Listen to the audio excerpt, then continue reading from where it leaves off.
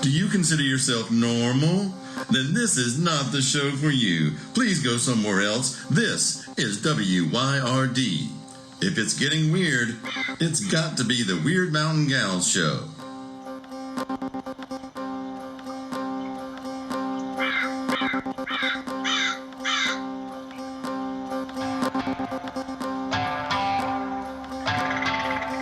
You're listening to Byron and Alicia, the Wyrd Mountain Gals.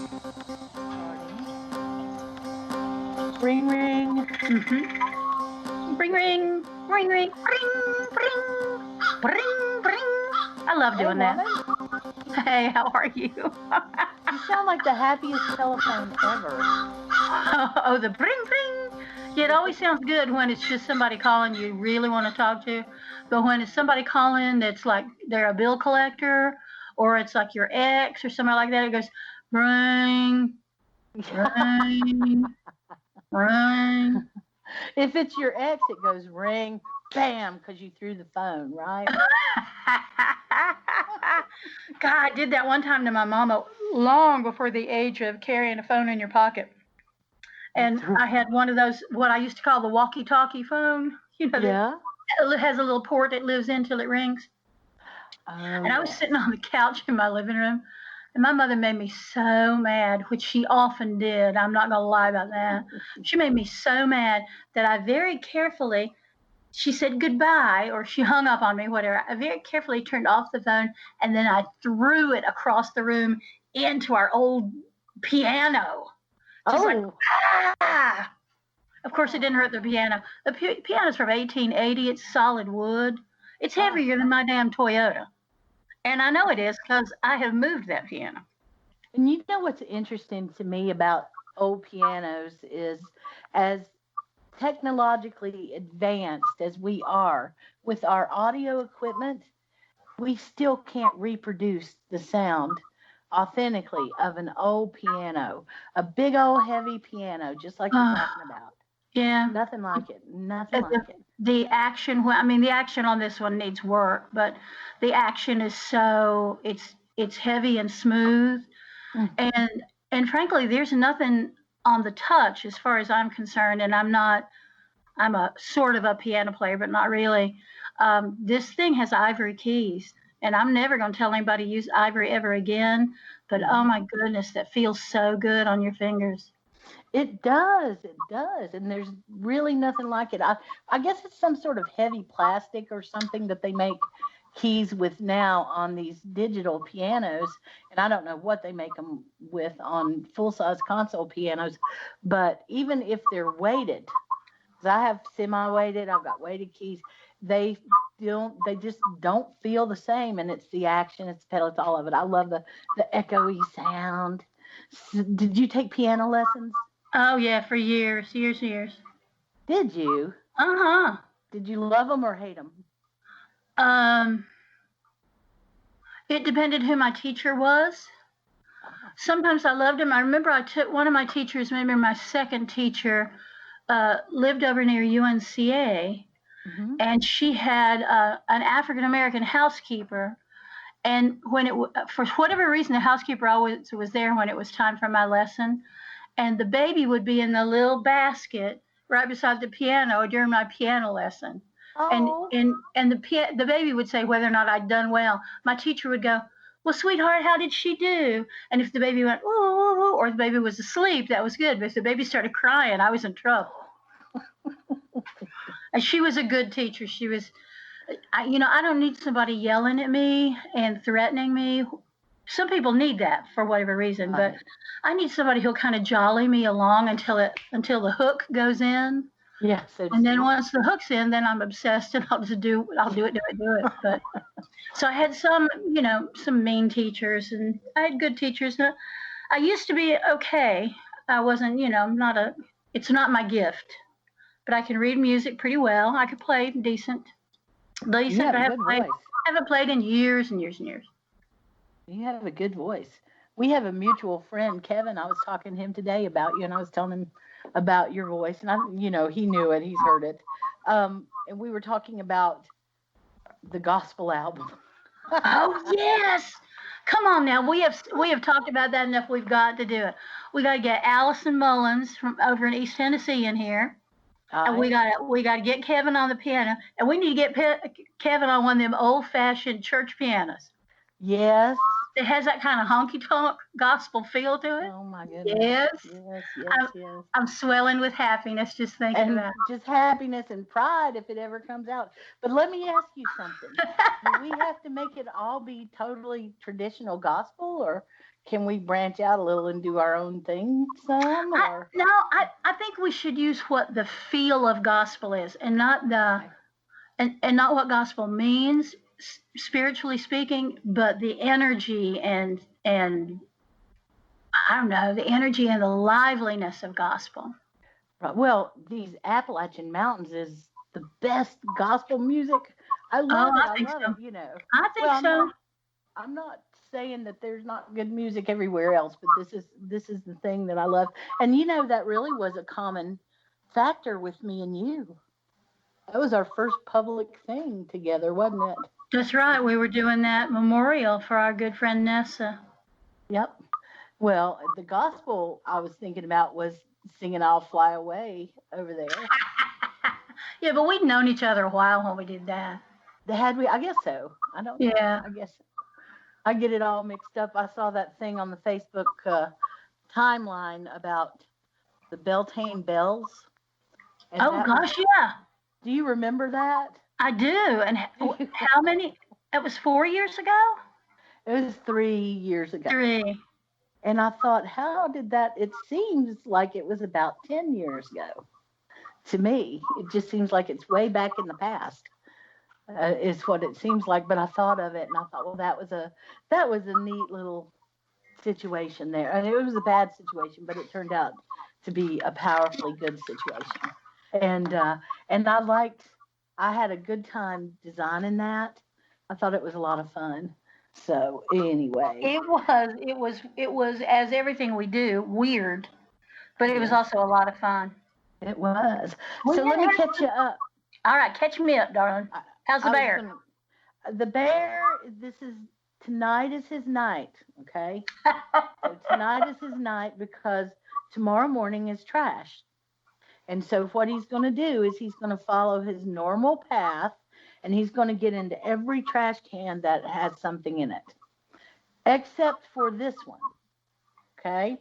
Because we have come up with a solution to this, and it's going to be implemented this evening. So we thought we were safe with tying a rope, a full-size rope, but the bear just kind of laughed and said, well, I'm a bear. I can chew through this. All right, and so the rope didn't even stop the bear. So what we're going to do, you know how the trash can kind of has a lip and it comes over the side and the front? Yeah. We're going to put a bolt through it and put a nut on the other side of the bolt. And Mr. Bear can try all he wants. But because he doesn't have an opposable thumb, he is never going to be able to get that nut out of the bolt. Hence, it will remain closed. Dum, da, da, da. What do you think? I think it's a great idea. We shall see.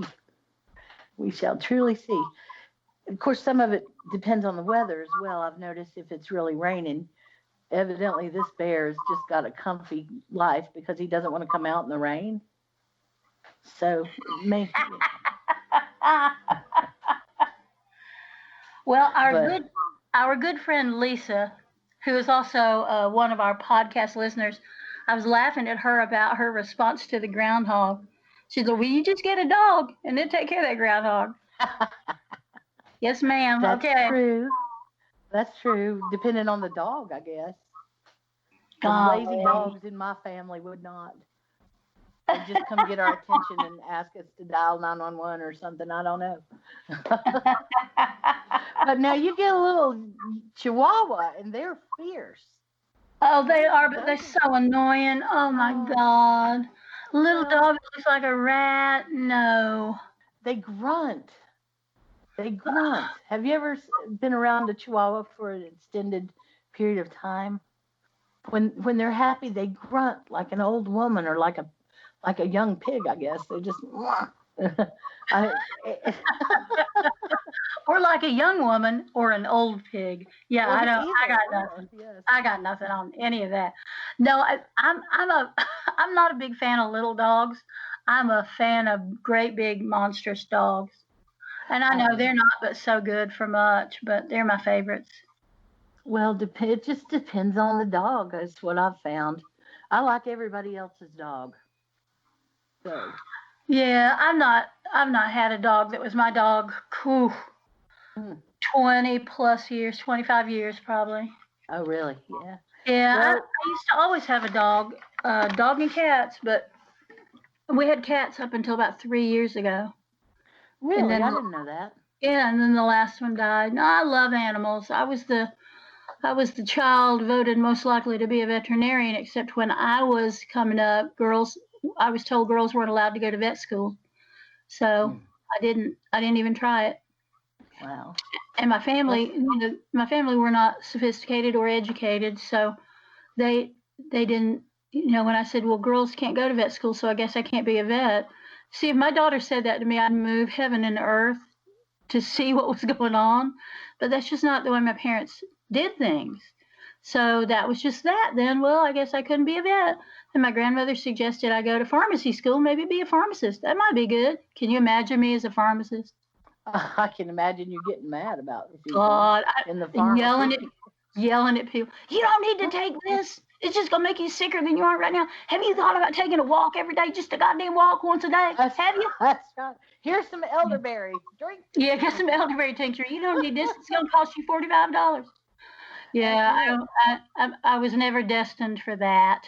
Ah, Oh well. hey, speaking Yeah. of stuff like that, our good friends left a bag of reishi for me, and for us, I should say. Oh, medicine, medicine. Oh, it's so beautiful Mm. too. So I'm slicing it up. I've soaked it and checked it and made sure all the bugs are out of it and everything. And I'm going to slice it up about potato chip width if I can. Whoa. Some of it depends on my hands. I may not be able to. So if that's the case, we might ask the yard man to do that or something. But Yeah.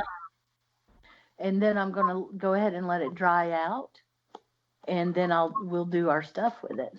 It looks fabulous, and I saw he's so good that he took a photograph of the log that it came from, so that I Oh, could how verify good. and be able to show people, well, this is the tree it came from, so they could check the bark and stuff. But I'm really excited about it, and I tell you, we had a beautiful year for fungus in 2014 when there was all that rain. Yeah. I saw things that I've never really seen growing around here. But since then, it's been kind of pitiful in the beginning of in the springtime for the mushrooms that are going on during those seasons. So like our morel season this year was kind of iffy, if you ask me. But it's shaping up to be a real good year for medicinal mushrooms all over the country. Is what I'm hearing. So, weather-wise. Yeah, well, my friends who have just started homesteading up in New York State, he showed posted a picture on social media, and he had a morel the size of my fist, and he had a big basket full of them. Oh yeah. Yeah, so Uh, I, they are doing the fungi. I was a privileged person to be invited out to the land of giants, and will never forget that. Seeing those mushrooms. Wow. All I can say is wow. You can make a meal for a family with one of them if you catch them ripe enough. But Wow. but they tend to the giant ones. There's something about the texture of them that I don't care for as much as the smaller ones. The smaller ones are like popping a little piece of steak or something in your mouth. I mean, they just have kind of a Mm. texture, and that holds up real well with cooking and all of that. So I wish it had been a little bit of a better year for it. But on the other hand, part of the reason that I may not know is because I was in quarantine after, March 27th or so. So, Yeah. Yeah. so I can just whine all day about it, can I? But lucky for me, I have beautiful friends who drop a bag off every now and then of plants, or seeds or starts or whatever. How's your garden doing? Oh my gosh, it is so beautiful. I was out there yesterday and I picked a big old colander full of snow peas and turnip greens, and I watered everything because it is so dry. They're getting rain everywhere but here. Yeah, I know. So It's amazing, isn't it? I'll have to water every day for a while. We save up rainwater, so I don't have to water anything with city water. Isn't that funny? And I think I of myself appreciate as that. everything is just city water. No, I Everything don't is. like what's in it. I mean, I don't even like drinking it, to be honest. But it's not going to give me cholera, so that's okay. Right. Well, But, it's much appreciated that you do that, because I go there every day and I fill up the flower pots and yeah, go out there. And hello. I think it's important. It's an important thing to me. So yeah, It's everything's a nice looking ritual for me. everything's looking good. I've eaten all the radishes. I'm gonna have to plant some more since the moon changes. My corn is up about knee high. I've got squash. I'm doing one of those three sisters beds. So as soon as the corn gets a little bit bigger, I'll plant some beans around there to climb up them. And the beans are 6 feet tall. They're outgrowing. Yeah, they're outgrowing the fence they're climbing on. Oh, So wow. it's beautiful. I'll have cauliflower to eat probably by Saturday. I mean, I could eat it now, but it's the heads. I think I can get a bigger head than I've got, so I'm gonna keep watering it and pluck it up Saturday. Then What kind of beans do you have? I've got 2 or 3 different kinds. I like there's a little skinny bean called Slenderette that I like a lot. Mm-hmm. And I grow greasy cut short beans. Mm-hmm. And there's another one called Black Valentine. Oh, wow. And that it's a beautiful bean, and it's slightly sweet. And you really should pick it when it's young, like no bigger than 3 inches. You should pick it really young. And you know how green beans are. You pick them, they just keep coming back. So yeah. Oh, so I wasn't good. even tempted to plant beans here. Oh no, because everybody will eat those. Yeah. Well, it's not that. It's just that I've got enough. And like you said, with the beans, they just go on and on and on. And I didn't know how long I would be here, But we don't. No, the only climbing thing, as far as I know, that I've had anything to do with was you had some hops planted in one of your mini cauldrons. Yeah, how are they doing? Beautiful. Yeah, they're doing great here too. Oh, they're loving life. And so far, I've been really pleased with that. I don't know. I think we talked about that sawhorse lettuce bag thing. Did we talk about that?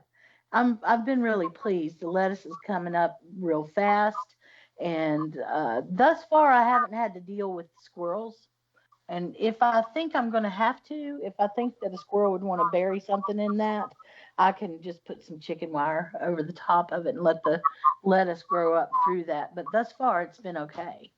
And so I think that I'll have a good size salad in about a week. And about every 3 weeks, you can just take a pair of scissors and just cut them straight across the top, and they'll just keep growing back. And so you get you a nice bag of organic dirt and just cut a flap in it and put your lettuce seeds there. And I've got it on the sawhorse, 2 sawhorses, right in between there. And it's just, so that's been a success.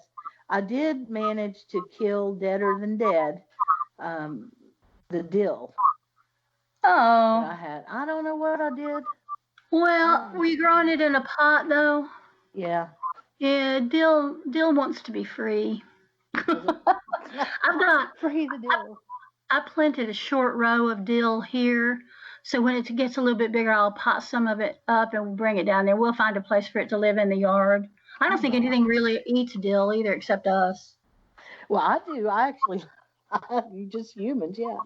And the peppers look wonderful. I've got a sweet hot pepper plant and then just a plain old hot pepper plant. And I have teeny baby peppers on them. So that's great. They haven't been, That is great. you know, Yay. I've got them on the front porch. And the maters look like mater plants. So I've got a few cages, and I've got cabbage in some bags, doing that bag experiment with the grocery bag in the Nice. back. And just various little, here and there. The radishes are on the front porch in that long pot that had Yay. the black flowers, the Johnny jump ups last year. Remember those little black flowers? That's where the radishes are this year. So do you know that, speaking of the Three Sisters bed that you're talking about, I take it you companion plant? I do. That's an interesting subject, and I don't know if anybody would be interested in hearing you talk about it on this podcast, maybe next week, or maybe later on, or maybe right now. I don't know. Well, and I don't know. I do. There's all kinds of books and stuff about it, websites you can go. Tomatoes love this, but they don't love that. I'm really just terribly intuitive about it, and then once I figure it out, then I just go with whatever worked before. So I probably am not the one to talk about. But I had a weirdly interesting thing happen last year, I think, and that was because the way my travel schedule has been, I can usually get a early spring garden in. My brassicas, peas, onions, of course, which I plant all the time. And that's usually okay. And then that slowly comes out, and the summer garden is going in the whole time. So there's a transition. And last year, I got the summer garden. Let's just be honest. I got tomatoes and cucumbers planted. And some green beans, but not very many of those. And then I was off again, back on the road again. Well, I was going to say you traveled most of the year. I know, it was crazy. And I would do these desperate little, I just have to be in the garden for an hour and a half. And then I'd be off the next day. Yeah, I'd be off the next day to someplace. Yeah, absolutely. So what happened last year, it might have been year before last, actually. I put tomatoes in, and then I left, and I came back. And it was a really wet summer, and the tomatoes were covered up with morning glory vines.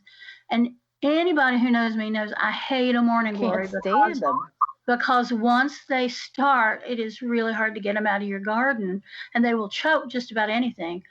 But they were covered up with morning glories, and I thought, I shook my little tiny fist of death at them. I did all that stuff. But come to find out, I think this is what happened. I had amazing tomatoes that year. Amazing. Right. A huge bumper crop of tomatoes. And with all that wet weather, I never got blossom end rot or any kind of wilt or any of that. They were healthy right up until frost. And I'm wondering if it's because of, now you couldn't get to them because of the damn morning glories. So you'd have to kind of bend down and sort of peer in, and see if you saw a little bit of red, and then worm your arm in there and pick whatever was in there. And they were all big and healthy and beautiful.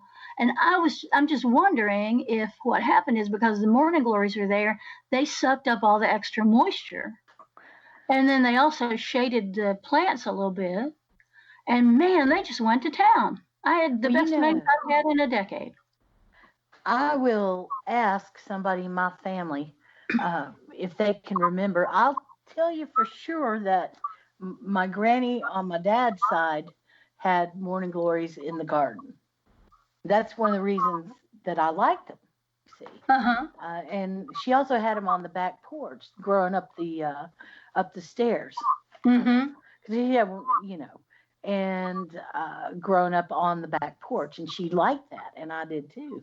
She had those really beautiful blue ones, but I can't remember which plants she planted with the morning glories or why, and they didn't call it companion planting that I know of. I don't even know if it was really talked about because everybody just kind of assumed that everybody else knew how to do it if you had a Oh, garden. yeah. That you just always naturally plant the cucumbers near. Now, dill and cucumbers go good together. Yeah. Yes, they do. Oh, look. I hear the crows. Isn't that interesting?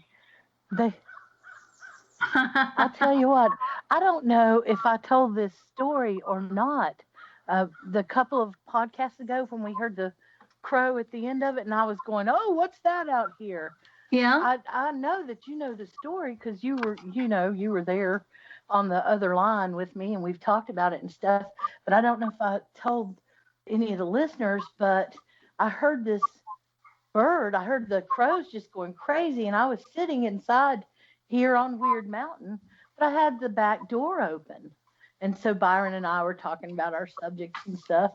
And I think we had been maybe talking about the crow feeder or something. And I hear these crows going crazy, and I go outside, and I'm blind as a bat, y'all. I just admit it. And I saw this huge bird on the first branch that was about 20 feet tall outside the back door. And I believe I was babbling something along the lines of, "Is that an owl?" Oh, yeah. I just, because it was huge. It was huge. And it was like, "Is that a penguin?" Anyway, it was, the crows were mad at it. And they were like, one of them dive bombed it, and it flew off the branch. And it went kind of straight up for a little bit. And another bird joined it. Anyway, they were brown eagles. They were eagles for sure, but they were totally brown. So I guess that makes them golden eagles. Goldens, yeah. Yeah. Yeah, we're in the Goldens range. We're in the Goldens range, but we don't see them very much. Well, how many were there? There were two of them, because when the one went up, I watched it, and it was soon joined by another one that was also being chased by crows. And so I watched this for about 30 minutes. There ended up being about, I don't know, maybe 6 to 8 crows that just kept circling the eagles. And then every now and then a few little birds would join in, and they'd kind of dive bomb the eagles. And I watched that for about a half hour before they were finally able to chase these eagles away. Yeah. And basically the eagles just got annoyed with them. I guess. I mean, I don't know. What in the world, y'all noisy bunch of people? Yep. So that was my animal story for the week. And I did tell the groundhog that she needed to find a new place to live. She was getting evicted. So you warned her. That's good. Right. I didn't nail anything to the entrance, because the entrance is basically wherever she wants it to be.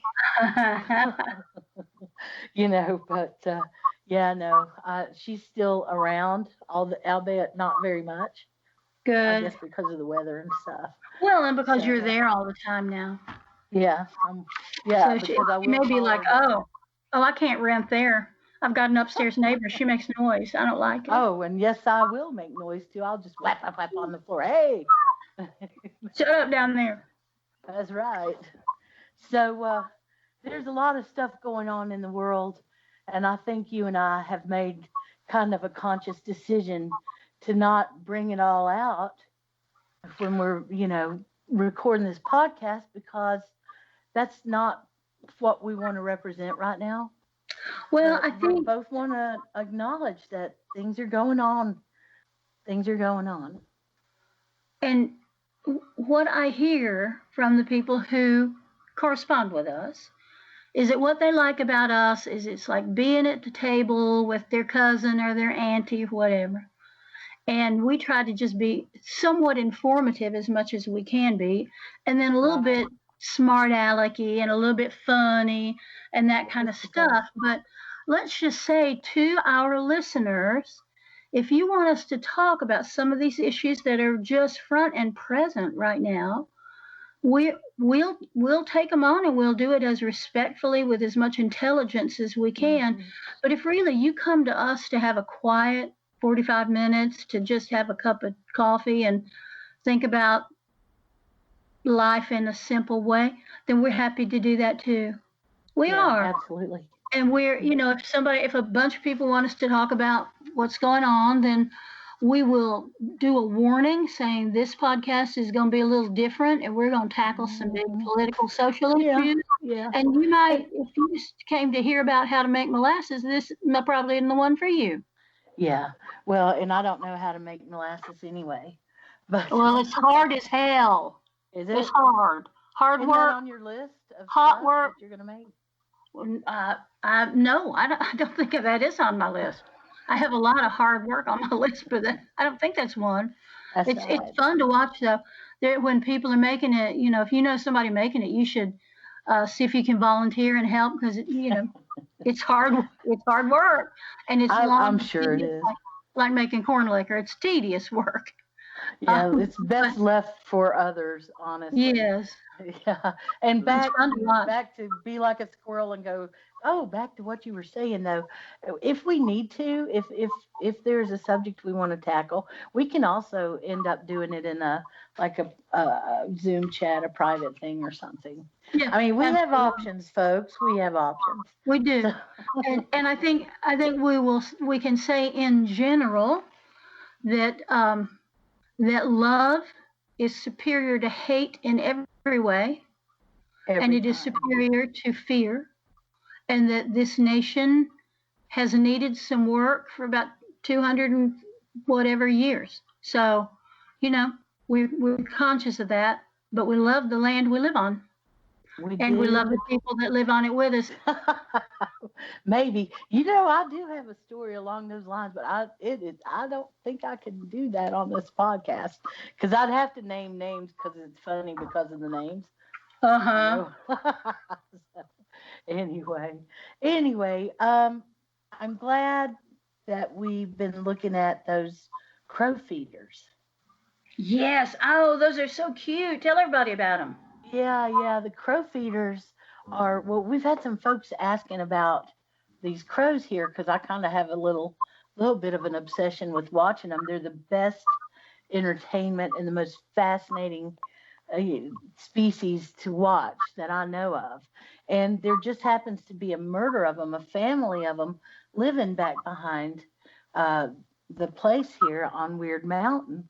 So I get to watch them quite often. And I've made a little crow feeder, and they've gotten to where they know where the crow feeder is. And so we've had a lot of questions about it and stuff. And I started looking around, and I believe we're going to be able to find something that everybody could use. Now, the point of the crow feeder, though, because it's not going to be for everybody, because it's not a hummingbird feeder. It's not going to delicately hang on your porch, most likely. Because you might want to fill it. You might decide you're going to put earthworms in it or grubs or cheese crackers or something. But rest assured, it's not a delicate thing. It's got the mason jar screwed onto it. And it's galvanized, and on the bottom there. And so it's got a space for them. And my point in doing it that way was twofold, because I'm just the best snack a mosquito ever met. And every mosquito is fascinated by me and wants to take a sip of my blood. So Alicia is so delicious. Isn't Alicia a short version of delicious? It must be, and the Your mosquitoes full name must is know. delicious. Yeah, I'll take that. Thank you. And so I wanted to get rid of the bird bath water, not because I hate them, but they've got plenty of water around here that's moving.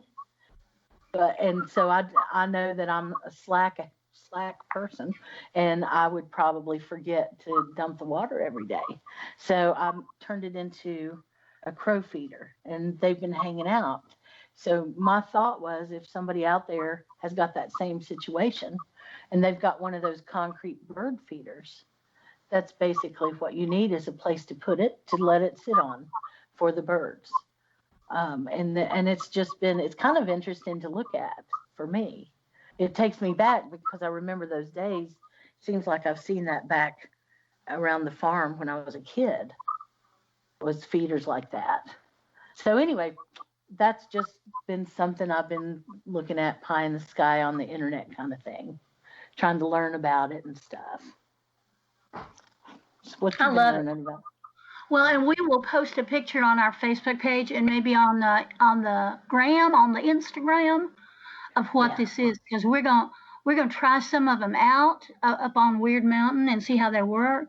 Yeah. Of course, on Wyrd Mountain they may become bear feeders rather than crow feeders, but we'll see. Well, see, it depends. It very much depends on, and tonight will probably be the night that'll tell the tale on it, because the bear will be around tonight, I'll bet you. And so I've got some stuff in it, but I don't have food that I think the bear would want. I mean, do you think the bear would want just earthworms? I don't know. Bears will eat a whole lot of stuff. Yeah. And they might eat earthworms. I don't know, but don't be digging up earthworms. We need those for the garden. I didn't dig any of them up. They too were left in a brown paper sack. Oh. They're not native to the area. I love it. It's like the little witch cottage, and people just bring things, put on the porch. Here, have some of this. They do. It's interesting. And then they usually, if I'm around, they usually respectfully ask me a question about something that's been weighing on them. Have you ever noticed that? Yeah. So, our mockingbirds, we've been watching mockingbirds for, I don't know, a while. First we watched them build the nest, and then they laid eggs in the nest, then they hatched the eggs, and they were feeding everybody. And I think it was yesterday morning, it was real quiet. No, it was the day before yesterday. And I went out to pick up some plant starts, and the fox, one of the neighborhood foxes, ran across my driveway, and I thought, oh no, what if it got them little birds? Well, then we noticed it was real quiet, but I think they all fledged, and now we've got all these mockingbirds in the front yard all the time singing and talking. And like, so, look, these are my babies. Look, here, we're the babies. Here we are, we're the babies. We're here hopping on the ground. It is crazy. Yeah. So then, of course, I had to read up on mockingbirds because I don't know much about them. And so once they hatch, the daddy bird takes them on for 2 weeks and kind of teaches them how to get along in the world.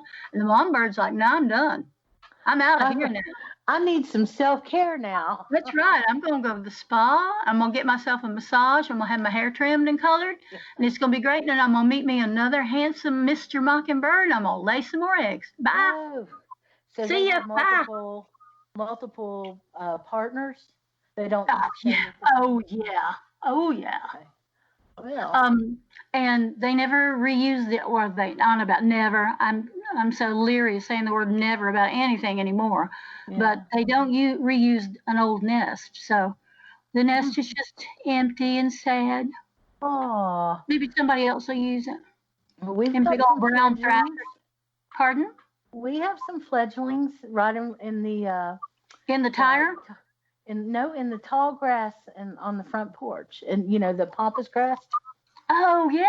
Pampas or whatever, pampas. I always call it pampas, and then when it comes out of my mouth, I go, "Oh no, I meant to say pampas grass." Yes, that's what I just did. Yes, there's some little fledgling. I hear it, and hopping around, and yep, that's what it's doing. And thus far, Freddie Mercury has left it alone. Well, bless his heart. Yeah.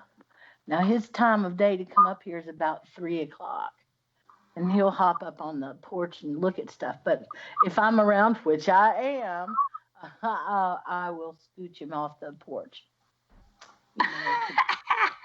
Well, and that damn cat is so well fed. Oh, I can't imagine he'd be hunting for anything but sport. Yeah. Well, he's fat, and that's all he's doing is he's hunting for sport at this point. So anyway, it's a wild, wild kingdom out there. It really is, considering it's in the city. Yeah.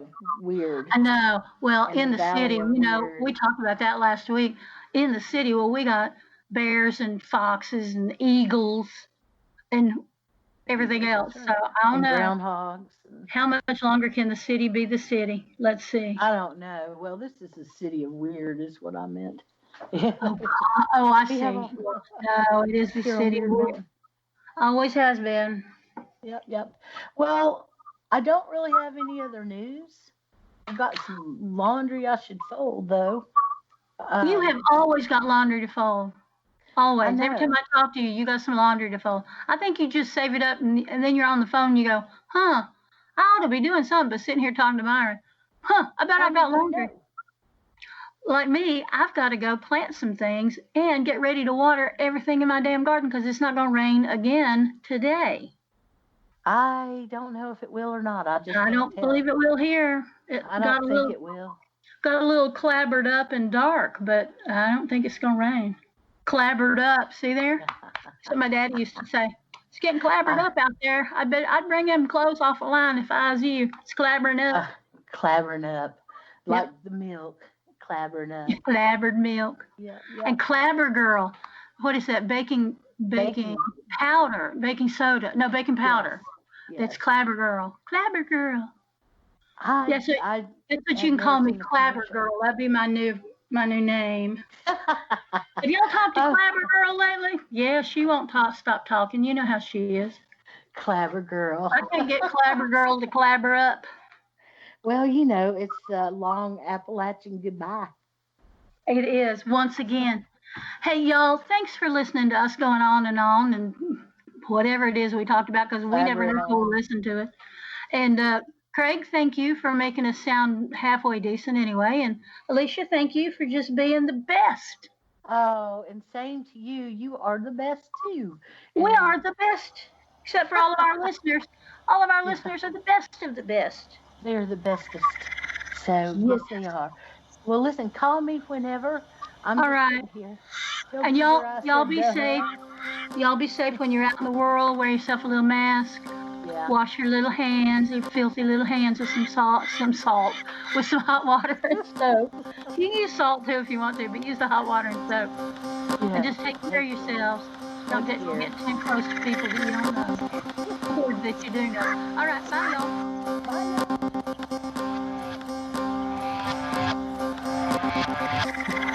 Hey, thank you for spending your time with us here at Wyrd Mountain Gals. We sure do appreciate it. You know, I know time is the most important thing we have, so I promise that if you take your time to listen to us, we'll take our time to continue to be weird. Many thanks to Sunslice Records for all the help. We couldn't do it without you, Craig. Check out our social media for information, community, or a few laughs. WYRD Mountain Gals. WYRD.